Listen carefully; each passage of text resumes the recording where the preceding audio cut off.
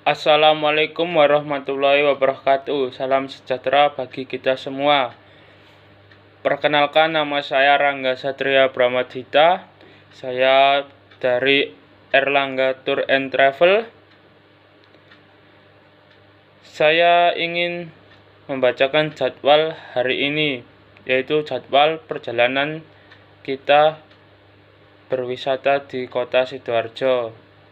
Tujuan pertama kita yaitu ke alun-alun Sidoarjo, lalu ke Empu Tantular, lalu kita menuju ke Lumpur Lapindo, terus kita ke pusat oleh-oleh kerajinan tas Tanggulangin.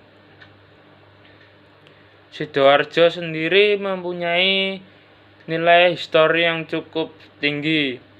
Sidoarjo terkenal dengan kota udang dan bandeng karena Sidoarjo banyak menghasilkan yaitu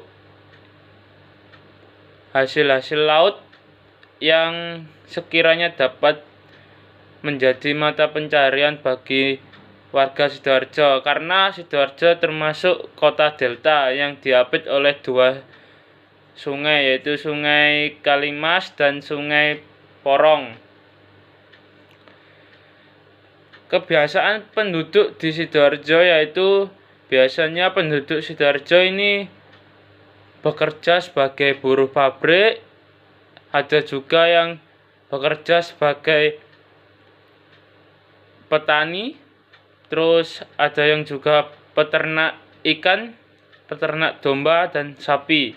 Biasanya paling sering di daerah timur Sidoarjo, di sana banyak kita jumpai yaitu seperti tambak yaitu untuk penampungan ikan, untuk budidaya ikan agar dapat dipancing untuk mendapatkan mata pencarian bagi seseorang yang mempunyai tambak tersebut. Jumlah penduduk di Sidoarjo, bapak-bapak, ibu-ibu yang ada di sini dapat Anda ketahui yaitu populasi di Sidoarjo terdapat 2,2 juta lebih populasi. Jadi Sidoarjo ini termasuk kawasan padat penduduk. Ya, Bapak, Ibu, Saudara, adik-adik, kita akan melanjutkan perjalanan.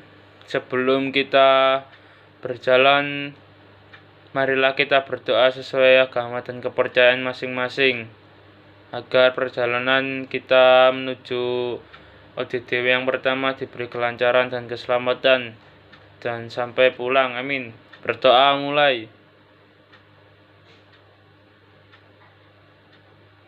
Berdoa selesai. Ya, bapak-bapak, ibu-ibu, kita ini akan segera menuju ke tujuan yang utama, yaitu ke alun-alun kota Sidoarjo. Alun-alun kota Sidoarjo ini memiliki banyak sejarah. Alun-alun ini menjadi pusat perhatian kota Sidoarjo. Setiap malam alun-alun tersebut selalu ramai. Di masa pandemi ini, alun-alun tersebut nampak kelihatan sepi karena adanya peraturan dari pemerintah yang dilarang untuk berkumpul di sebuah sarana publik.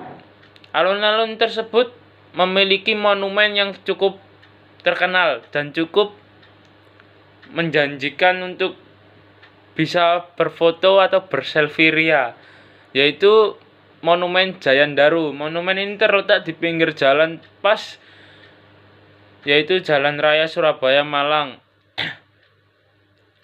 Monumen ini terlihat sangat gagah dan kokoh, terletak di depan alun-alun. Monumen ini biasanya pusat perhatian oleh para pengunjung yang dari luar kota ataupun dari Sidoarjo sendiri, Bapak, Ibu, Saudara.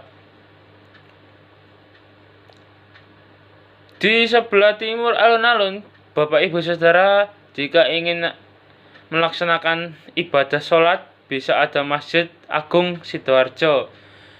Masjid Agung Sidoarjo ini pun juga memiliki sejarah yang letaknya di sebelah timur alun-alun.